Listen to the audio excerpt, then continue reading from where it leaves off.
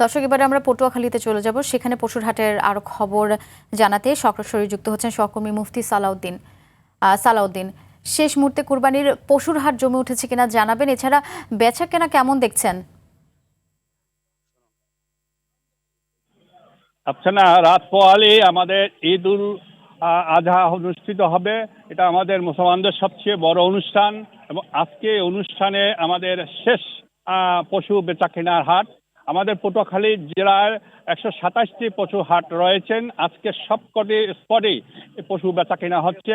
আমি সকাল থেকে বেশ কয়েকটি হাটে ঘুরে দেখেছি, সেখানে হাটগুলোতে বেচা কেনা চলছিল, কিন্তু সকালের দিকে ঝড় বৃষ্টি হয় এবং কালবৈশাখী হওয়ার কারণে সকালের দিকে বেচা কিনা বেশ কিছু সময় ব্যাহত ছিল এবং দুপুরের পর থেকে আবার রোদ ওঠার পরে আবার একটু বেচা কিনা ভালো হচ্ছে। এবং আজকে শেষ দিন হয় যে তারা পশু কেনার জন্য যেমন চেষ্টা করছেন, আবার বিক্রেতারও তাদের দাম তারা অনেক বেশি দাম বিক্রির জন্য তারাও দাম ছাড়ে নাই, যার কারণে আজকে বেচা কিনা খুবই খারাপ অবস্থা ছিল। এখন বিকালের দিকে এসে বেচা কিনা মোটামুটি ভালোর দিকে যাচ্ছে এবং আজকে যে যেভাবে পারছে দাম দিয়ে তাদের গরু নিয়ে যাচ্ছে। আজকে যে জিনিসটি আমি লক্ষ্য করেছি সেটা হচ্ছে যে আজকে 50,000 থেকে 1,40,000 পর্যন্ত এই মাপের গরুগুলি সবচেয়ে বেশি বেচা কিনা হয়েছেন।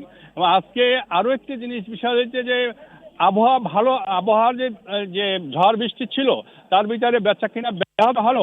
মানুষের মধ্যে একটা স্বস্তির জায়গা আসছে যে দীর্ঘদিনে রোদ তাপের কারণে মানুষ অস্বস্তির কারণে বেচা কিনা ব্যাহত ছিল, সেটা আজকে তো অনেকটা স্বস্তির মধ্যে ক্রেতা এবং বিক্রেতা উভয়ই এই জায়গাটা অবস্থান করছিল।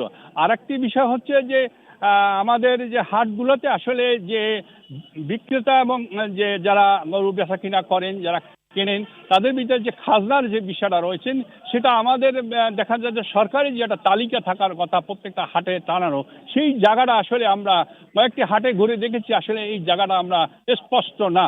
এটা আসলে প্রশাসনের কাছ থেকে এরকম কোনো উত্তর পাওয়া যায়নি সদুত্তর। আমরা এটা নিয়ে অনেক ক্রেতাদের অনেক ক্ষোভের জায়গা রয়েছেন। আপনারা এই ছিল আমার কাছে সর্বশেষ সংবাদ। ধন্যবাদ আপনাকে।